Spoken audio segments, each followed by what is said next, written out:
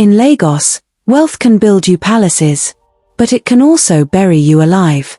And tonight, in a mansion of glass and marble, an heiress sat in a wheelchair, her once beautiful legs swollen beyond recognition, her tears mixing with the scent of hospital drugs and expensive perfume. Her name was Zara Okafor, the only daughter of Chief Obinna Okafor, the empire builder, the oil magnate, the man who once commanded respect from governors and kings. But now, his only child was broken. Not by poverty, not by illness, but by betrayal. On her knees beside the wheelchair was David Kalu, her fiancé. His once confident voice now cracked with desperation. God, please don't let them take her. I know you see these legs, Lord. I know you see her pain. But you also see the wickedness of those who did this. If you are truly God, then fight for Zara tonight. And as David prayed, Zara could only weep. Because deep down, she remembered who had placed those cursed shoes on her feet. They were not strangers. They were not enemies. They were the very women she once called sisters. But before betrayal crippled her, Zara was the kind of woman other women envied and men worshipped. At just 26, she had inherited her father's empire. A fleet of oil tankers, shares in banks, a mansion in Banana Island that looked like it belonged in Dubai. But Zara herself, she was not arrogant. She was graceful, warm, and painfully naive. She believed in friendship. She believed in love. She believed that money could never poison the bond of the heart. But she was wrong. Zara first met David Kalu 5 years earlier at the University of Lagos. He was not rich. He was not flamboyant. He was just a quiet, brilliant law student who had a smile that disarmed even her sharpest defenses. You know, Miss Okafor, for someone who drives a Benz to class, you really do hide in the back like you owe us money. And for someone who doesn't even own a bicycle, you talk too much. That was the beginning. From library study dates, to late-night drives along Lekki shoreline, to his proposal under a shower of fireworks. Zara had found the one man who loved her, not her money. Her father approved of David. And when Chief Okafor passed away suddenly, leaving Zara with his billions, it was David who held her when the vultures came knocking. And then came Adana Yume and Ngozi Ayib. 2 women she had known since childhood. 2 women who cried with her at the funeral. 2 women who promised to stand by her. But behind their tears were eyes of envy sharper than blades. Adana was bold, ambitious, sharp-tongued. She always said she wanted to be like Zara, but in her heart, she wanted to be Zara. Ngozi was charming, spiritual, always wearing beads on her wrist. People whispered she had powers. She never denied it. Together, they became Zara's shadow. They shopped with her, dined with her, clinked champagne glasses in the tallest towers of Lagos. But when a friend claps too loud at your success, beware. Sometimes, the clap is for your downfall. One evening, Zara sealed a billion-naira contract that secured her father's oil legacy. Newspapers called her the young Iron Lady of Lagos. That night, Adana and Ngozi showed up at her mansion with a gift. Adana smiled. Zara, you're too humble. This is history. You can't just sit at home eating jollof rice. We brought you something special. Ngozi handed over the glittering box to her. Open it, sister. It's our token of love. Inside was a pair of designer shoes. Shimmering gold heels, encrusted with stones, glowing as though the sun itself had kissed them. Zara smiled happily. You two are unbelievable. These are gorgeous. David frowned. Zara, don't you think it's strange? Shoes, on a day like this. Adana. David, allow us to spoil our sister. Why must you suspect everything? Is love now a crime? Ngozi said softly. Zara, wear them tonight. The whole city should know the Iron Lady walks in gold. And though David's heart pricked with unease, Zara, blinded by loyalty, slid her feet into the cursed shoes. That was the night the fire began. At first, it was just a slight swelling. Zara laughed it off. Maybe I ate too much salt, she told David. But days passed, and her legs grew heavier. The pain sharper. The swelling more grotesque. Hospitals failed. Doctors scratched their heads. And within a month, the Iron Lady of Lagos could no longer walk. Her billion naira contracts froze. Her workers whispered. Her rivals celebrated. And through it all, her two friends smiled sweetly, visiting with flowers, pretending to care. David said softly, "Zara, can't you see? Ever since you wore those shoes, you've been dying. Can't you see they've done something to you?" "David, they are my sisters. They would never hurt me. Never. But in Lagos, not every smile is love. Sometimes, it is the mask of a knife." And so, the heiress who once commanded billions, sat helpless in a wheelchair. Her fiancé prayed. Her enemies watched. Her friends sharpened their knives. But destiny was not finished with Zara yet. For sometimes, deliverance does not come from doctors in white coats. Sometimes, it comes from the forgotten wisdom of the village. On a rainy Friday morning, a woman stepped off a flight from Enugu. Her wrapper was tied firmly around her waist, her eyes sharp like a hawk. This was Auntie Ifunanya, Zara's late mother's sister. She had not seen Zara in 2 years. But blood always senses blood. And when she saw the news headlines about Zara's sudden illness, she came running. Ifunanya was shocked. "Chinik. Zara, what happened to you, Noir M?" Zara smiles weakly, tears rolling down her face. "Auntie, it's nothing. Just stress, maybe malaria, the doctors can't explain." But Ifunanya's eyes were not the eyes of doctors. They were the eyes of a village woman who knew the scent of sorcery when it lingered in the air. That evening, Adana and Ngozi arrived again, carrying food baskets and forced laughter. "Our sister, we brought you pepper soup. They say it cures everything." Ngozi placed hand on Zara's shoulder. Don't worry. Very soon you will walk again. Amen." Auntie Ifunanya watches them closely, her lips pressed tightly. "You too." When did Zara's legs start to swell? They exchange quick glances. Adana stammer. A few weeks ago, maybe after that contract party. Ifunanya cut her off. "And that was the same day you gifted her those golden shoes, ABI?" For a moment, the room froze. Because truth has a way of cracking masks, even when no one speaks it aloud. Adana forcing laughter.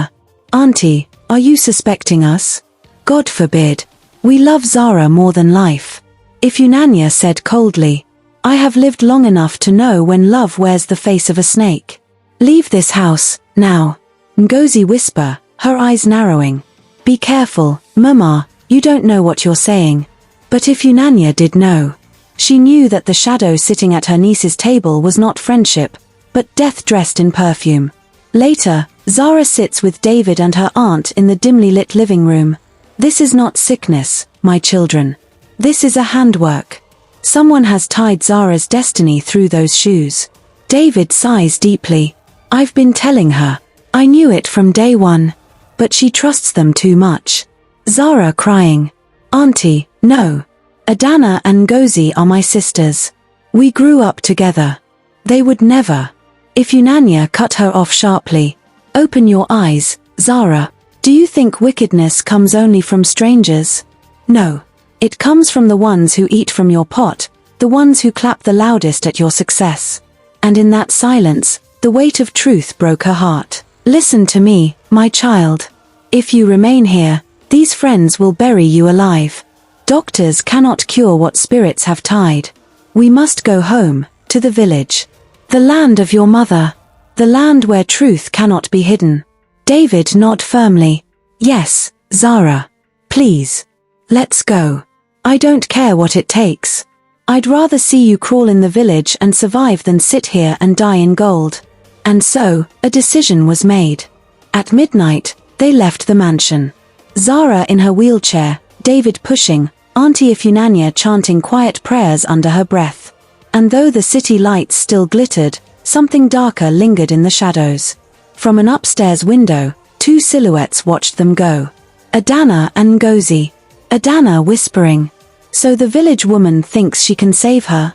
Let her try. By the time we are done, Zara will never rise again." Ngozi smiled coldly. "She carries the blood of wealth. That blood belongs to us. And if fire must burn her first, so be it." But what they did not know was that the same fire they lit was already waiting to consume them. By dawn, they arrived at the village of Umuaka. Red earth clung to the tires, the scent of palm wine and firewood filled the air. Here, the city's noise was gone. Here, only truth spoke. Elder women came out, shocked to see the once glorious Zara, broken in a chair.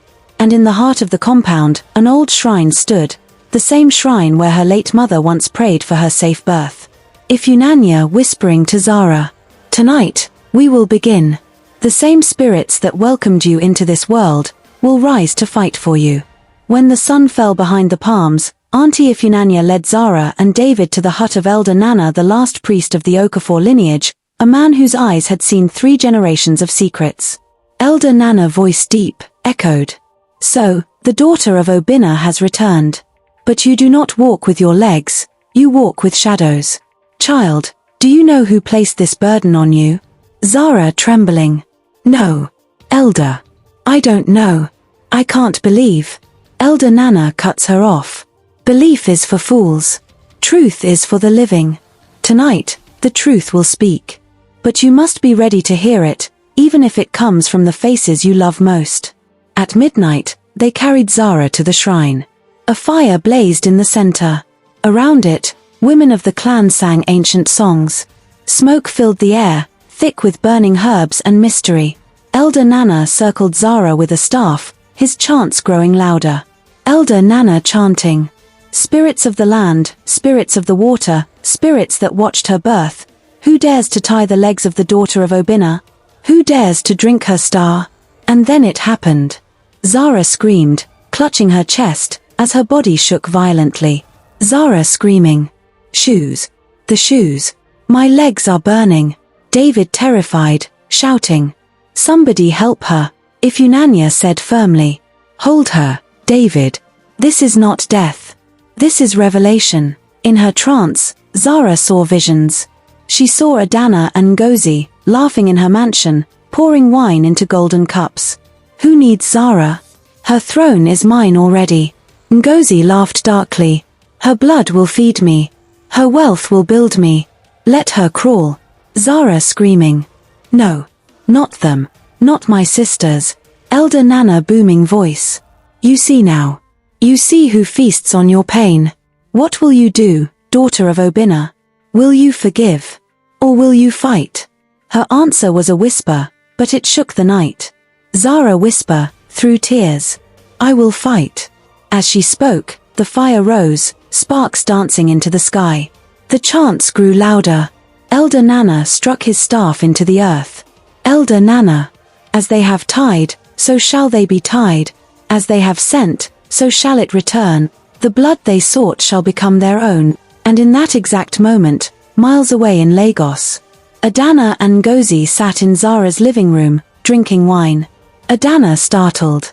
"My cup just broke. What is this?" And Ngozi clutches her chest suddenly, gasping. "Adana, my heart, something is wrong." The mirror of the village had opened, and their own shadows had begun to chase them.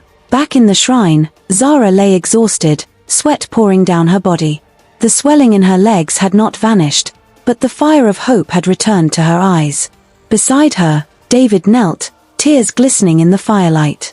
David praying softly, "Lord, thank you for opening her eyes. Thank you for showing us the truth. Please, finish what you have started. Let no evil take her destiny." And though Elder Nana nodded at his prayer, he spoke with warning. "Elder Nana, child, this battle is not finished. They will fight harder now. Sorcery does not fall quietly, but fear not, the land is with you." When dawn broke, Zara could finally stand with help. She did not walk freely yet, but for the first time in months, she felt life stirring in her bones. Auntie Ifunanya smiled, tears in her eyes. David kissed her hand, whispering, "You will walk again, my love."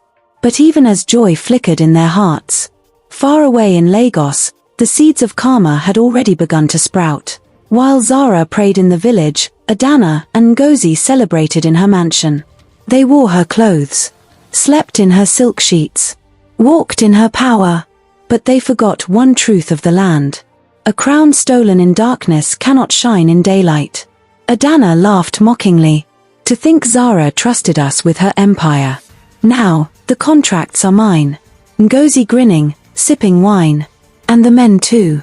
Even her fiancé will not wait for her when I am done. But as the wine touched their lips, their laughter broke. Ngozi's chest tightened again. Adana's reflection in the glass shifted. Adana scream. Ah, my face. Look. Look at the mirror. My skin, it's peeling. Ngozi. No, it's not. Adana, calm down. But when she looked at herself, she saw the same. Her lips cracked. Her eyes sunken. It was not real. Not yet. But the curse had begun. At the same hour, in the village, Zara stood outside her mother's hut. Her legs still weak, but no longer bound. The swelling had reduced. She breathed fresh air, watching the sunrise for the first time in weeks. Zara said to David, I can feel the earth again. David smiling. And soon, you will dance again. I swear it. Auntie Ifunanya prepared herbs, rubbing them gently on her niece's legs. Elder Nana visited every dawn, chanting prayers over her. Slowly, the broken woman of Lagos was becoming the warrior of Umuaka. Back in Lagos, Adana tried to hide the visions with makeup. Ngozi drowned her chest pain with pills. But whispers began to spread. Contracts were delayed. Clients grew suspicious. Even Zara's staff began to withdraw loyalty. Driver to another servant, whispering, Ogre's daughter would never treat us this way. These ones, they bring only darkness. The cook shaking her head. Mark my words, their day is coming. And indeed, their day was closer than they thought. One evening, a stranger arrived at Zara's mansion. A tall man in white, carrying a simple leather bag. Adana asked, Who are you? The stranger said with a calm voice, I was sent to bless this house. But the spirits here, they scream too loudly. Ngozi said mockingly, Bless what? We don't need your prayers. Leave before I call security. The stranger only smiled, his eyes piercing them both. The owner of this house is not you. She is fighting. And she will win. Return what is not yours, before it buries you. Adana angry, and breathing heavily. Who sent him? Was it Zara? Did she survive? Ngozi. Forget him. He's just a madman. Focus on keeping what we've taken. But deep down, they both trembled. In the village, Zara began to dream again. But these were not ordinary dreams. She saw her father, Obinna Okafor, standing tall in white. Obinna's spirit speaks to he. My child, they thought they buried you. But you are a seed. You will rise stronger. Do not fear the friends who betrayed you. Their greed will be their noose. She woke in David's arms, tears streaming down her face. Zara whispering, Papa was here, he said I will rise again. David said firmly, And you will. I will stand with you till the end. Meanwhile, Adana tried to sign Zara's biggest contract worth billions. But as she lifted the pen, her hand froze. She tried again. The pen slipped, falling. Her partners stared. Her voice shook. Sweat drenched her palms. Investor. Madam, are you well? Adana forced a smile. Yes, yes. I'm fine. But she wasn't. That night, she woke with her hands covered in blisters. And Ngozi, she dreamed of blood. Every time she closed her eyes, she saw Zara standing, watching her, smiling, walking freely again. Ngozi woke up terrified. No. It's not possible. She can't be healed. By the third moon in the village, Zara walked again. Slowly. Carefully. But she walked. David cheered. Auntie Ifunanya danced. Elder Nana declared, the chain is broken. Zara smiling through tears. They thought they won. But I will return. And when I do, they will learn. Adana and Ngozi had feasted on Zara's wealth. But now the feast had turned bitter. Their faces cracked, their nights restless, their power crumbling. 3 moons had passed in Umuaka. And the woman who arrived in a wheelchair, now walked on her own 2 feet. The swelling was gone. Her spirit stronger. Her laughter, alive again. On the day of her return, Elder Nana placed his hand on her forehead. Elder Nana said, "Zara, daughter of Obina, you leave healed, but remember healing is not for yourself alone. Justice awaits in Lagos. Do not fear. The truth will walk before you." Auntie Ifunanya embracing her. "My child, let the city see you again. Shine. And let the wicked taste their own medicine." In Lagos, Adana and Ngozi had worn Zara's crown. They smiled for cameras, signed papers, sipped champagne. But the empire was slipping through their fingers. Investor said angrily, "Your figures do not add up. Deliveries are delayed. What is happening here?" Adana forced a smile. "It's just a temporary setback." Ngozi cut in, frustrated. "No, the contractors are refusing to work unless they are paid." Zara left debts. Investor slamming hand on table. "Do not blame Zara. We know her. She never failed us. The failure is yours." And for the first time, cracks appeared between the witches of betrayal. Adana snapped at Ngozi. "Why did you say that? Do you want them to suspect us?" Ngozi rolled her eyes. "You think you're smarter than me, Adana? Without me, you'd still be begging Zara for scraps." The friendship that was built on greed now began to rot in greed. And then, on a quiet Sunday morning, Zara returned. She stepped out of the airport car in a flowing white gown. Her skin glowed, her smile calm. David walked by her side, holding her hand firmly. The news spread like wildfire. The city whispered, "She's back. The daughter of Obina walks again. Didn't they say she was crippled? Look at her now." Zara walked into her father's mansion, her mansion. The air was tense. Servants gasped. Some bowed with tears. Adana and Ngozi rushed to the foyer, their faces pale. Zara? You're walking?" Ngozi forcing a smile. "Sister, we were just taking care of things for you." Zara calm, cold voice. "My sisters. My friends. My betrayers." Silence. Only Zara's heels clicking on the marble floor. "You wore my clothes. You drank my wine. You thought the throne was yours. Tell me, did it taste sweet?" Adana laughed nervously. "Zara, you're misunderstanding." But Zara cut her off, voice rising. "No. I understand perfectly. But hear me, the empire my father built with sweat and blood will never belong to witches. Not while I breathe." That night, Adana and Ngozi panicked in their room. Adana said angrily, "We need to finish her. We can't let her take everything back." Ngozi was terrified and pacing around. "No, don't you feel it? Something has changed. She is not the same Zara we poisoned. The spirits are with her now.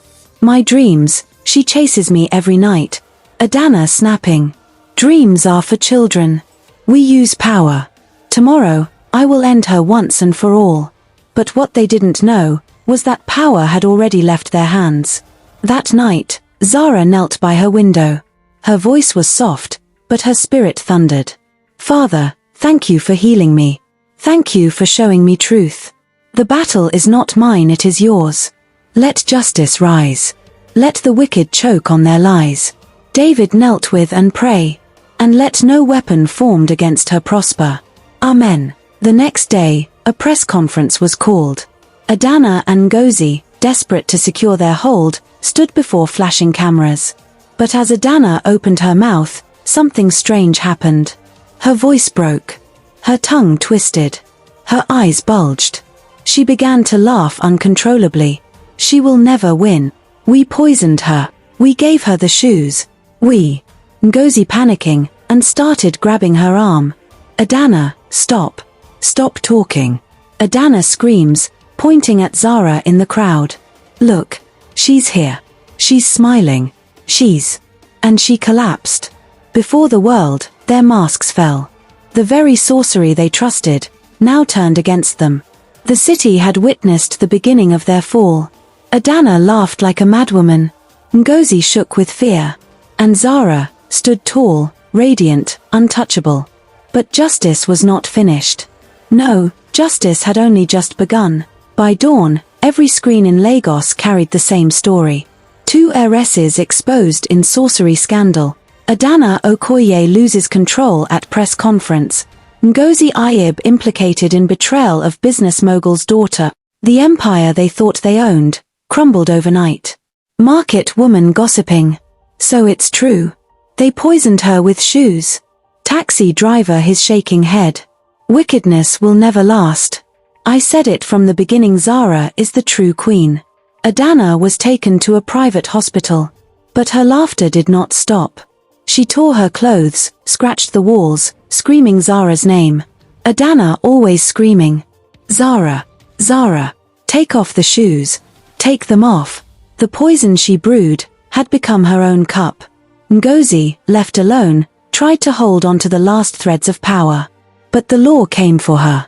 Evidence of fraud, blackmail, and theft surfaced. Ngozi Ayib, you stand accused of fraud and conspiracy. Do you have anything to say? Ngozi weeping uncontrollably. It was her. It was Adana. She made me do it.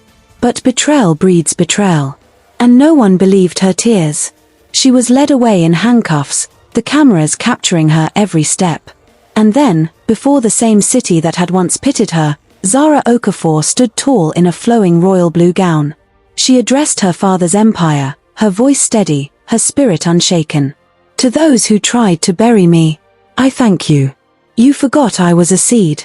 And today, I rise not just for myself, but for every woman who has been betrayed, broken, or mocked. Evil may sit on the throne for a night, but dawn always belongs to justice. The empire roared in agreement. The daughter of Obinna had returned. That night, after the celebration, Zara sat with David in the garden of her mansion. The moon lit her face, and for the first time in a long time, peace filled her eyes. David knelt before her, pulling out a small velvet box. His voice trembling. Zara, I have walked with you in sickness. I have fought with you in battle. Now, will you walk with me in life, as my wife? Zara beams with happiness. Yes, yes, David. 1,000 times, yes. That night, as the couple embraced, Zara dreamed again. She saw her father standing tall, smiling proudly. My daughter, you have carried the name with honor. Guard it well. For the throne of light belongs to those who walk in truth. Adana and Ngozi thought sorcery could crown them. But betrayal has no throne. Their names became a warning. Their downfall, a story whispered in every market, every street corner. Do not envy the wealth of another. Do not bite the hand that lifts you. For the earth has eyes. And the spirits keep records. And so, the shoes that almost stole her destiny became the very weapon of justice. Zara walked again. Zara ruled again. And Zara loved again.